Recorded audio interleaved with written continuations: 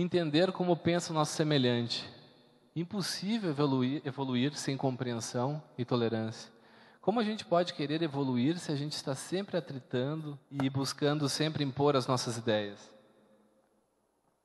Entender, aceitar as opções que as outras pessoas fazem, desde que também não venha a prejudicar a nossa liberdade, né? Se a pessoa está invadindo o nosso espaço, nos prejudicando.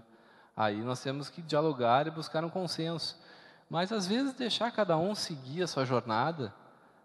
Todos nós somos filhos de Deus, né? Então cada um segue o seu caminho, desde que não venha causar prejuízo alheio. E entender as opções de cada um, né?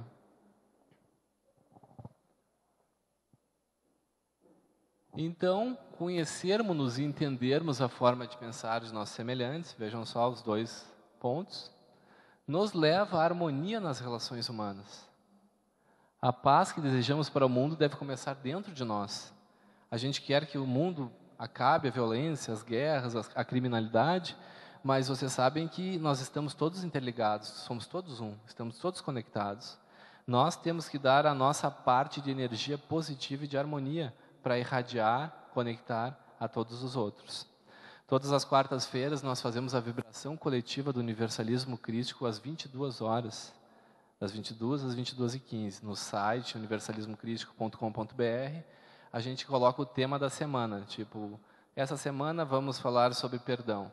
Daí todas as pessoas que querem ajudar a vibrar essa energia de perdão para o planeta, fazem uma meditação de 10 a 15 minutos, irradiando aos seus semelhantes, à humanidade, o sentimento de perdão, ou seja, o tema da semana. Então vejam como isso tem uma força de se irradiar e tentar diminuir um pouco essa nuvem escura de ódio, revolta e crime que está no nosso mundo. Se cada um de nós fazer a nossa parte, a gente consegue irradiar uma luz tão poderosa que transforma o mundo. Então, se a gente quer paz para o mundo, vamos começar fazendo a paz dentro de nós mesmos, atingindo esses estados de equilíbrio. Essa parte toda, esse último tema, tudo abordado dentro do livro Universalismo Crístico Avançado, que aborda todas essas questões, né? E aí nós voltamos para a questão do amor, né? Isso é uma coisa que está ainda... que realmente, vocês conseguem entender realmente o que é amor? Nós estamos falando a mesma linguagem? Se acreditamos no amor, por que é tão difícil vivê-lo de verdade? Por que as pessoas se casam, se apaixonam, fazem declarações de amores eternos e depois, quando vê, estão quase se matando? Eu acho que o único amor que resiste é o amor de mãe para com o filho, né? Que essa ama de uma forma realmente completa e abnegada. E as pessoas parecem que vivem somente lampejos de amor. Não é só amor romântico, mas às vezes eu gosto do fulano, outro dia está quase se matando com o fulano. Por quê? Ele me fez uma traição, ele me fez algo de mal. Sim, mas tu estava esperando algo em troca? Tu estava amando ou era um apego, uma questão egocêntrica? O que é o amor? Amor é desejar a beleza do próximo? Desejar as coisas interessantes que ele pode nos fornecer? É isso que é amor?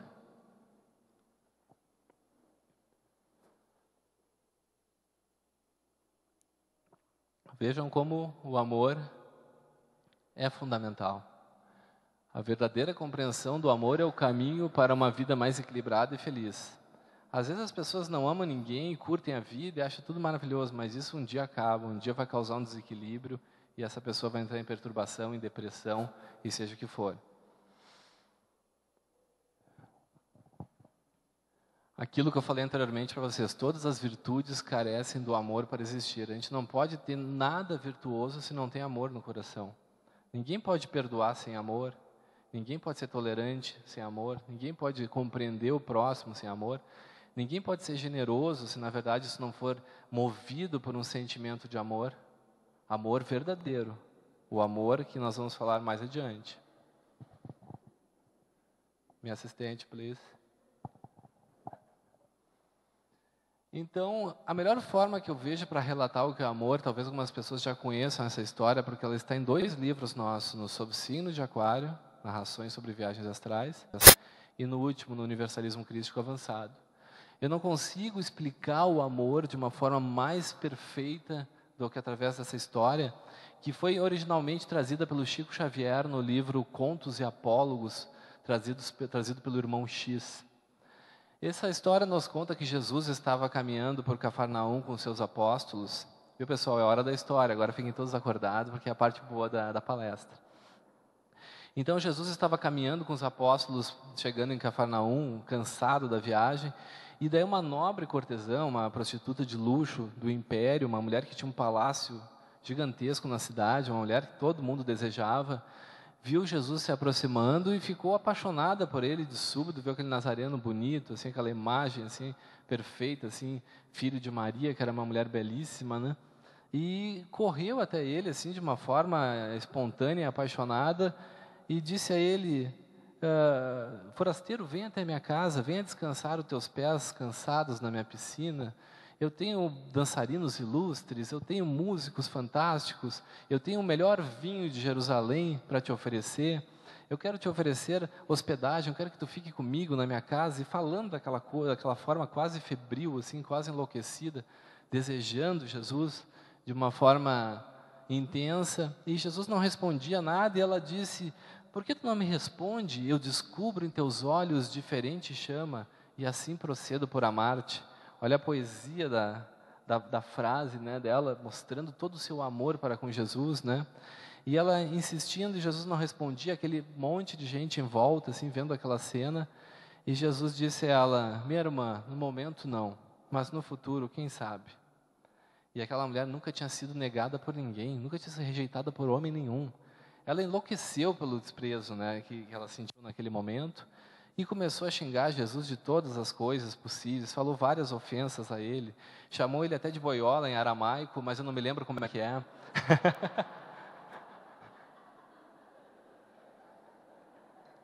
E Jesus, então, sem se abalar, sem se ofender, obviamente, se despediu da moça que não parava de gritar em meio da praça pública, pediu para os seus apóstolos que o seguissem e foram embora. Daí, transcorridos 2 anos, quando Jesus já estava levantando paralíticos ao tanque de Betsaida, em Jerusalém, uma nobre senhora se aproximou dele, pedindo-lhe socorro para uma mulher que estava sofrendo demais. E Jesus disse a ela para aguardar um pouco, que ele ia terminar de atender aquelas pessoas que estavam ali no tanque, e depois seguiria com ela. Passado alguns minutos, ele e essa senhora seguiram por uma estrada até um pardieiro denegrido e sujo, uma casa de leprosos que ninguém ousava se aproximar. E então Jesus entrou sem medo com ela para dentro da casa, e num canto da casa, suja, imunda, se encontrava uma mulher, toda cheia de lepra, com a pele descascando, uma mulher em estado deplorável, e ele de pronto reconheceu aquela mesma cortesã belíssima de luxo que tentara seduzi-lo 2 anos atrás. E ela também reconheceu ele no mesmo instante, porque ele estava igual, perfeitamente como era. E ela disse: o que vieste fazer frente a uma mulher tão miserável quanto eu? Vieste agora me humilhar, me ridicularizar por tudo que eu te disse na praça aquele dia? E Jesus, então, sem dizer nada, sentou-se ao lado dela, colocou ela em seu colo, abraçou-a e disse: agora eu venho atender aos apelos que me fizeste 2 anos atrás, porque eu descubro em teus olhos diferente chama, e assim procedo por amar-te. Não preciso dizer mais nada, né, para compreender o que é o verdadeiro amor. O amor dela era um amor de desejo, posse, apego, ego, interesse. O amor de Jesus era absolutamente doação. A mulher estava num estado miserável, que podia até infectá-lo com uma doença, que na época era uma doença mortal que não tinha cura. E Jesus foi lá de uma forma totalmente desinteressada, sem nada do seu ego, do seu interesse, e foi lá verdadeiramente amar aos seus semelhantes. Então é por isso que eu quis enfocar bem nessa questão do que é o amor. Se o amor é uma coisa tão essencial para que nós possamos evoluir espiritualmente, nós estamos entendendo bem o que ele é? Ou nós estamos buscando o amor e interesse do ego? Amor, apego, amor às coisas boas para mim, amor a quero uma pessoa agradável. As pessoas casam, enquanto está tudo segundo os meus interesses, está ótimo. Acontece algo que é de contratempo ou que não me agrada, eu me separo. Isso é amor? Ou é interesse egóico? Interesse do próprio ego para atender os seus interesses? Então, meus amigos, meus irmãos, se nós estamos procurando evoluir espiritualmente, o amor é a essência disso tudo, é fundamental que a gente aprenda realmente o que é amar. Se nós assim não fizermos, então nós vamos estar vivendo dentro daquele mundo de ilusões que nós temos que romper com o nosso autoconhecimento. Nós temos que nos libertar dessas ilusões de acreditar que estamos amando, mas na verdade não estamos abrindo mão de nada em prol de nossos semelhantes. É comum até as pessoas sempre quererem atender pessoas agradáveis, perfumadas, bonitas e cheirosas. E então chega um mendigo, uma pessoa desequilibrada, no estado deplorável, e aí a gente não quer nem se aproximar porque aquela pessoa está no estado que nos causa repulsa. Não devemos também somente nos sacrificar, devemos fazer coisas que nós gostamos e queremos, mas temos que ter o bom senso de às vezes ver uma pessoa que está necessitando de um amor urgente, mas todo mundo a está rejeitando pela situação em que ela se encontra.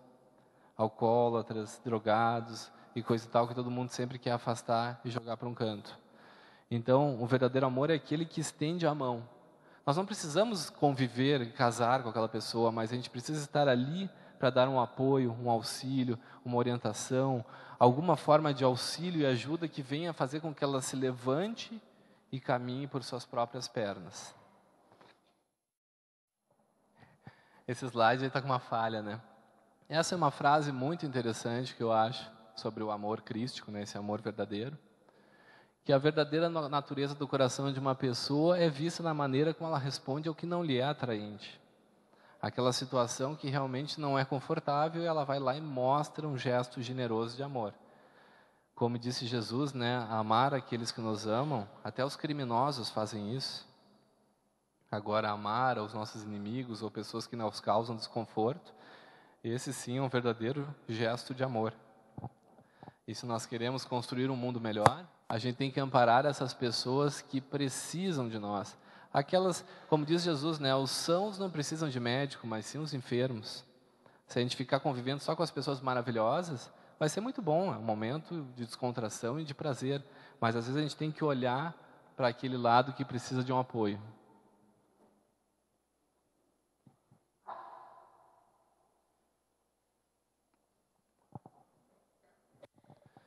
E nós temos também que buscar, eu gostaria de dar esse pequeno adendo na palestra de hoje, né? Nós temos que ver com o que nós queremos sintonizar.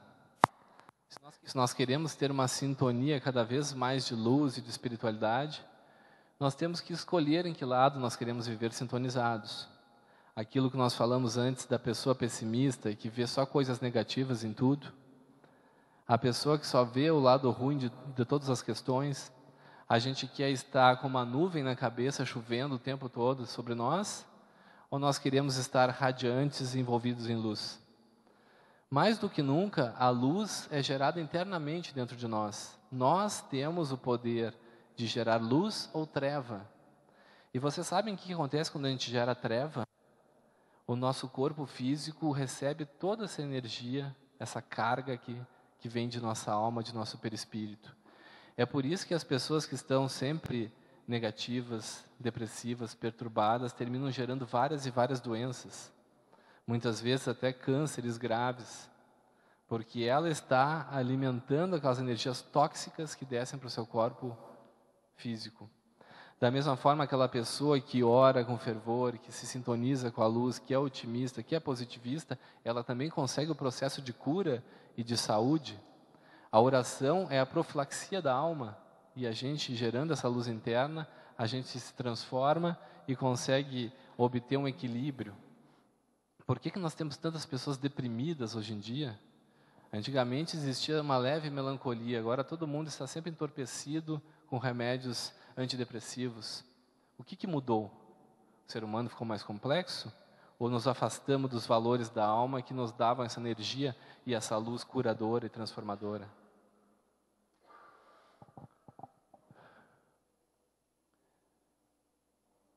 Então, às vezes, assim, a própria doutrina espírita nos fala sobre o karma como se fosse um destino, algo imutável. Na verdade, nós é que selecionamos e orientamos o nosso destino. Dor e sofrimento, às vezes, são escolhas. A gente pode mudar a nossa realidade. Ninguém nasceu para sofrer. Deus não nos criou para sofrer. A gente pode ter que resgatar uma situação kármica que outra, mas a gente jamais deve se sintonizar e achar que isso é uma coisa para a vida inteira. A gente tem que fazer uma transformação interna. A gente tem que procurar mudar a nossa sintonia.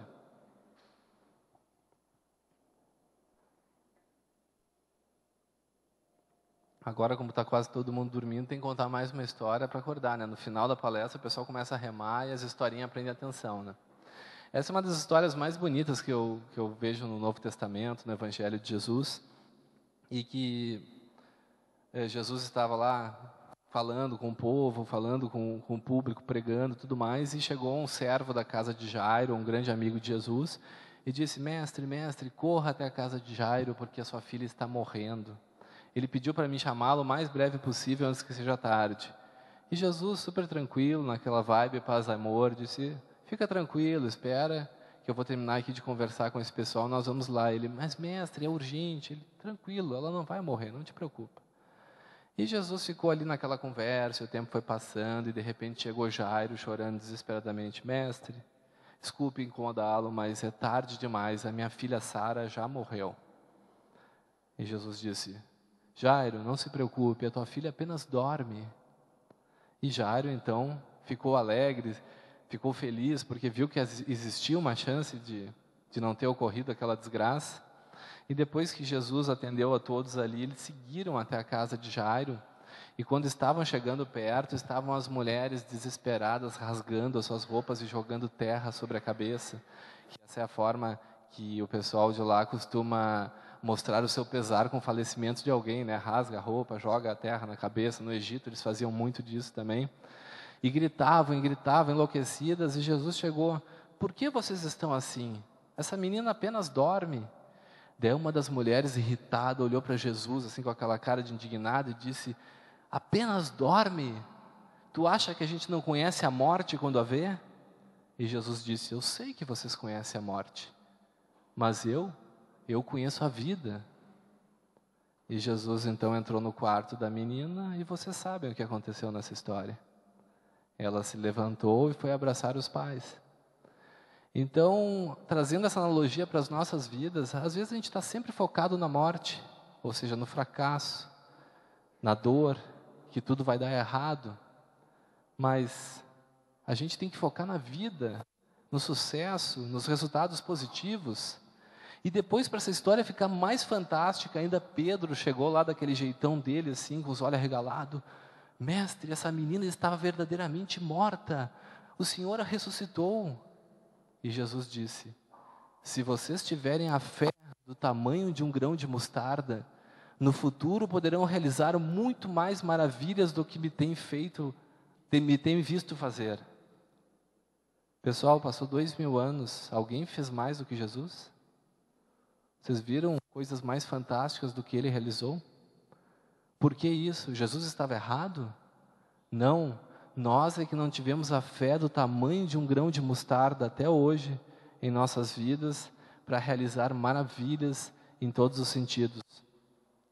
Nós não somos criaturas pecadoras e imundas e erradas e que fizemos o pecado original e que Jesus teve que lavar os nossos pecados na cruz.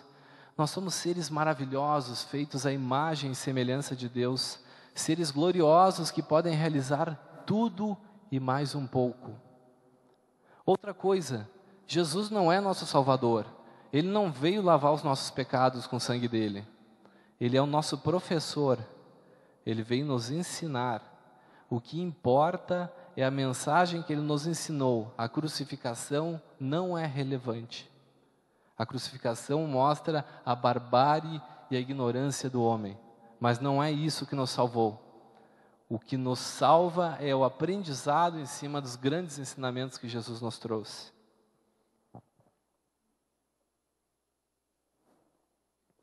Então vejam como o universalismo crístico busca sabedoria em todas as religiões, né? O cristianismo nos traz grandes ensinamentos, como essas histórias que acabamos de contar. Olha essas palavras de Buda, que fantásticas. Não existe bem ou mal. Existe um estado de conhecimento, de libertação, e um estado de ignorância. Não existe um diabinho, um ser das trevas. Existem espíritos que estão no estado temporário de ignorância e que no futuro vão se despertar para a realidade e ver que estavam no caminho equivocado e vão se corrigir e vão chegar ao caminho da luz. Eu mesmo sou um exemplo disso, né? Para quem leu os meus livros já, né? Quanta burrada eu fiz nos livros ali, né? Agora estamos aqui, né? Fazendo uma mensagem de luz e procurando trazer uma nova consciência. Então, uma parte fundamental do tema de hoje, porque até nós estamos nessa terra abençoada, que é a região de Brasília, e que toda essa parte do Planalto Central, onde as pessoas já estão com uma consciência mais desperta, nós estamos, a partir desses livros, Universalismo Crístico, O Futuro das Religiões e Universalismo Crístico Avançado, cada vez mais nos conectando com as pessoas do país inteiro. Grupos como o de Brasília, que é um grupo fantástico, um dos mais bem estruturados, estão buscando, olha, vamos abraçar essa ideia e vamos criar um movimento para que a gente construa um mundo melhor. Se o universalismo crítico não é apenas religião, não é apenas espiritualidade, é ecologia, é causas humanitárias, é consciência geral e humana, por que não criar um movimento do universalismo crístico para então a gente mudar esse mundo? Vocês querem um mundo melhor, não querem? Vocês querem que se construa ações de apoio à educação, integrando a filosofia e a espiritualidade, ações sociais, ações humanitárias e ecológicas? A proposta é criar um Greenpeace espiritual. O Greenpeace hoje, que faz ações ecológicas, tem um nome forte, uma marca forte, que é respeitada no mundo inteiro. Se a gente fazer com que o universalismo crístico ganhe essa ideia de espiritualidade independente das religiões, sem crenças impositivas, nós podemos ganhar a simpatia do mundo e mais um pouco, e no futuro, através da bandeira do universalismo crítico, a gente conseguir realizar grandes ações pelo país e pelo mundo. Que se a gente criar essa unidade em torno do universalismo crítico, vai chegar um momento que a gente vai dizer, o universalismo crítico apoia tal ideia, e talvez até o Congresso tenha que aceitar isso, porque é a grande massa de espiritualistas do Brasil que está desejando esse caminho. E a gente pode fazer o que? Algo de mais importante, a gente transcender os espiritualistas, a gente conseguir abarcar cada vez mais pessoas que estão lá fora porque não gostam de crenças, mas que querem um mundo melhor. Então, a ideia, a proposta do universalismo crítico é interessante porque daqui a pouco isso se torna uma ideia de consenso geral, até de pessoas de outras religiões ou pessoas que nem sigam religião alguma.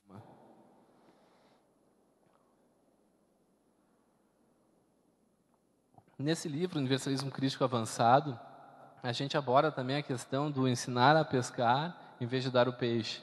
Ou seja, nós estamos já numa época de consciência em que, em vez de nós fazermos somente ações de caridade social, a gente tem que fazer um tipo de desenvolvimento pessoal com as pessoas. Claro, primeiro nós temos que saciar a fome dos nossos irmãos semelhantes, mas ao mesmo tempo a gente tem que desenvolvê-los, a sua capacidade. Então, no livro a gente conta a fábula da borboleta, talvez vocês conheçam. É a história de um pequeno menino, um garotinho, que era muito piedoso, e ele viu uma lagarta que ia se transformar em uma borboleta, e ela estava se espremendo toda para fazer a metamorfose, para virar uma borboleta. E vocês sabem que o que faz com que desenvolva as asas da borboleta é o movimento que ela faz dentro do casulo, que vai bombeando os fluidos da borboleta para a asa, desenvolve e fortalece as asas, para ela sair voando bela e bonita e seguir a sua vida.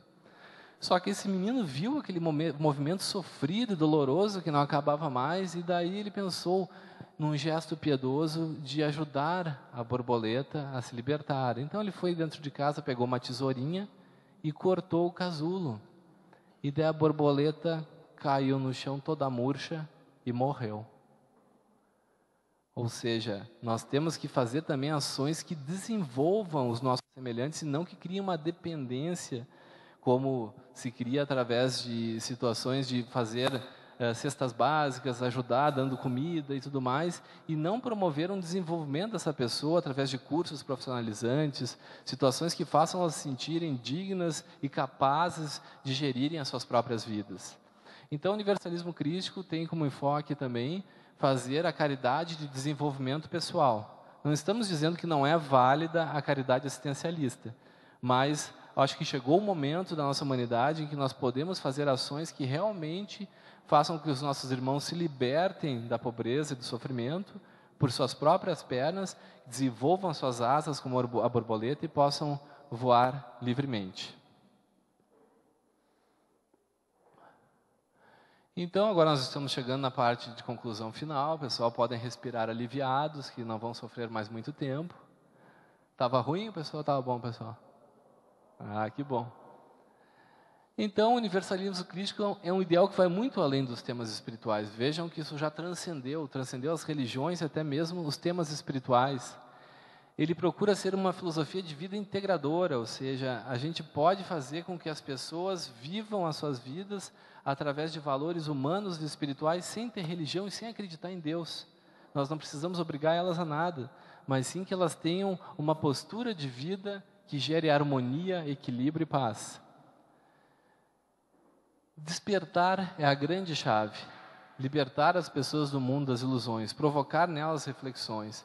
As pessoas hoje em dia são cada vez mais curiosas. Se a gente der um bom prato para elas de reflexão, elas mesmas vão mergulhar. Eu costumo dizer que eu só abro a porta com o universalismo crítico. Depois as pessoas, o que a gente vai estudar?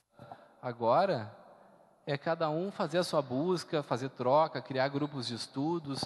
Nesses grupos de estudos, cada um trazer a sua experiência e aí construir o seu modelo. A minha função como filósofo da espiritualidade é provocar essa reflexão em todas as pessoas. Como diz o ensinamento máximo de Jesus, conhece a verdade e a verdade te libertará. E agora vem a grande pergunta, né? Tá, mas por que isso é tão importante? Por que eu tenho que me preocupar com isso? Se todos esses fatores apresentados até agora não foram suficientes para cada um pensar, olha, eu tenho que seguir por esse caminho, eu tenho que obter consciência espiritual, eu tenho que encontrar um caminho de crescimento interno para mim. Se tudo isso não foi suficiente, então eu mostro qual é o motivo mais que urgente para tudo isso. As crianças do terceiro milênio precisam de nós. E se nós ficarmos optando por uma vida alienada e pensando somente em nossos interesses, muitos desses nossos filhos vão terminar nas drogas, se suicidando ou se tornando criaturas cheias de traumas e complexos, porque não vão conseguir um apoio dentro daquelas pessoas que são as mais importantes de suas vidas, que são seus pais. Muitas crianças sofrem bullying, sofrem todo tipo de traumas em suas infâncias, porque os pais não estão juntos, lhe dando apoio e esclarecimento para que elas compreendam esse mundo estranho em que nós vivemos. Elas chegam aqui já esperando uma nova era, mas encontram um bando de gente louca e maluca, só querendo se matar uns aos outros e procurando consumir e atender seus interesses meramente humanos. Se nós não tivermos essa consciência espiritual para responder às perguntas deles, lhes dar orientação, carinho e entendimento, se nós preferirmos só ficar vendo a novela da televisão ou o jogo de futebol e não quero saber desses assuntos, os nossos filhos podem pagar muito caro por isso.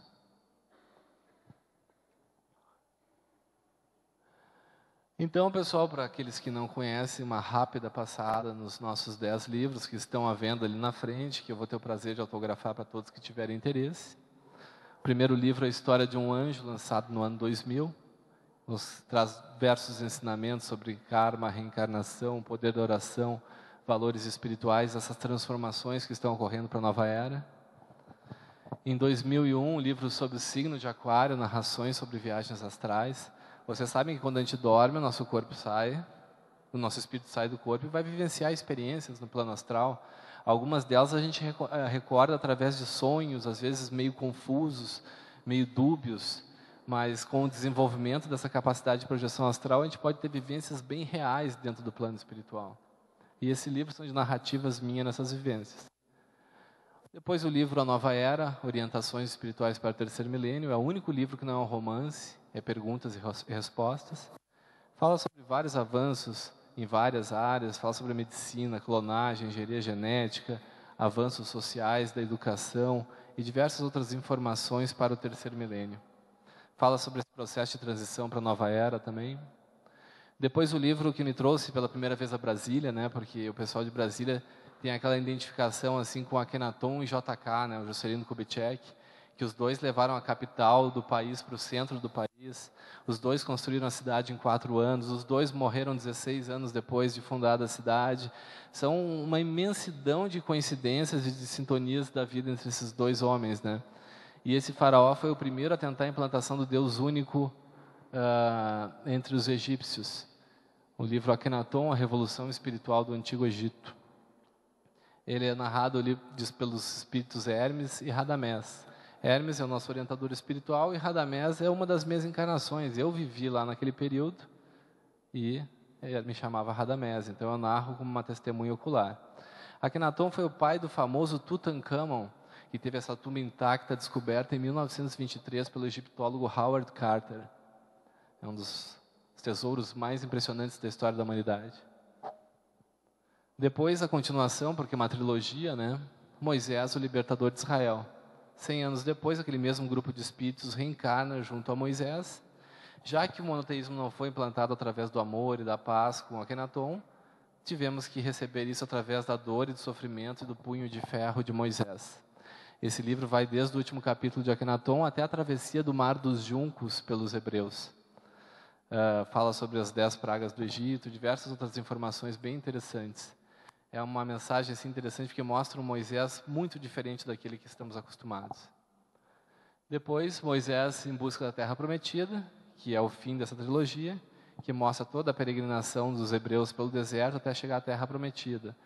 Fala da Arca da Aliança, do bezerro de ouro, dos 10 mandamentos, da subida ao Monte Sinai. Inclusive, em 2012, nós fomos, até tem um pessoal aqui que está aqui, que foi comigo para o Egito em 2012, e nós fizemos uma subida ao Monte Sinai, nós subimos a montanha lá. Eu quase apanhei de todo mundo, porque é uma subida bem desgastante, leva 3 horas para subir, 3 horas para descer, mas foi uma experiência marcante e única. E no ano que vem nós vamos para a Terra Santa, pessoal. Nós vamos para Israel, depois da Copa do Mundo. Daqui a um mês, mais ou menos, nós estaremos divulgando no nosso site, universalismocrístico.com.br. Quem quiser se juntar a esse grupo para fazer essa fantástica viagem pela Terra de Jesus lá, será um prazer recebê-los. Depois, em 2007, nós lançamos o Universalismo Crístico Básico, né, o Futuro das Religiões, que é o livro das crenças, aquele que a gente falou. E depois veio os best-sellers, né, que são os livros sobre Atlântida, que vendem absurdamente, porque o tema Atlântida é um tema que causa muita curiosidade. Não existem livros completos sobre Atlântida. Geralmente existem textos muito superficiais. E essa é uma história completa. O Atlântida no Reino da Luz, volume 1, que narra o período do apogeu da civilização Atlântida.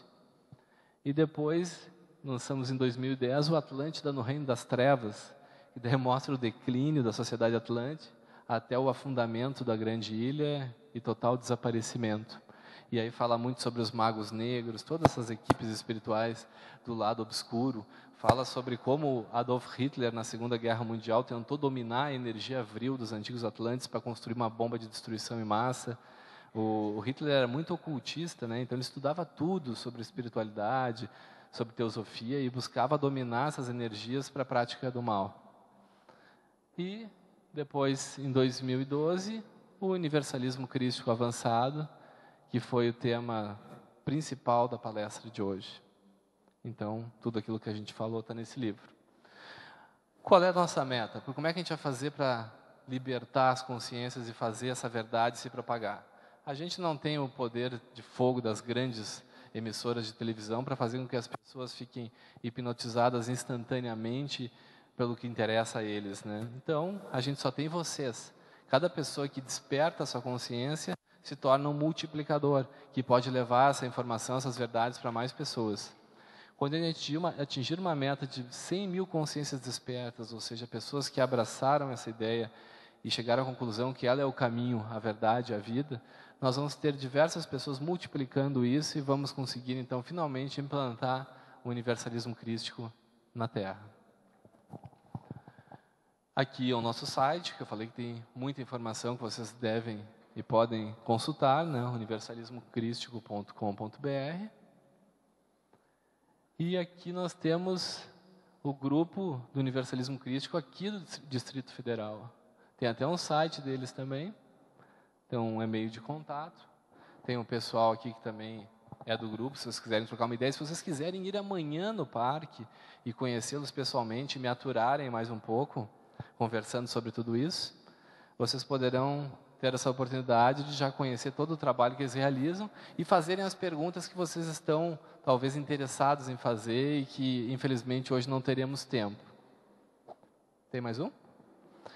Então, pessoal, obrigado pela atenção, obrigado pelo carinho, a paciência de ficarem me ouvindo por esse longo tempo. Espero que tenham gostado e eu vou estar à disposição aqui para autografar e conversar mais um pouco com quem desejar. Muito obrigado.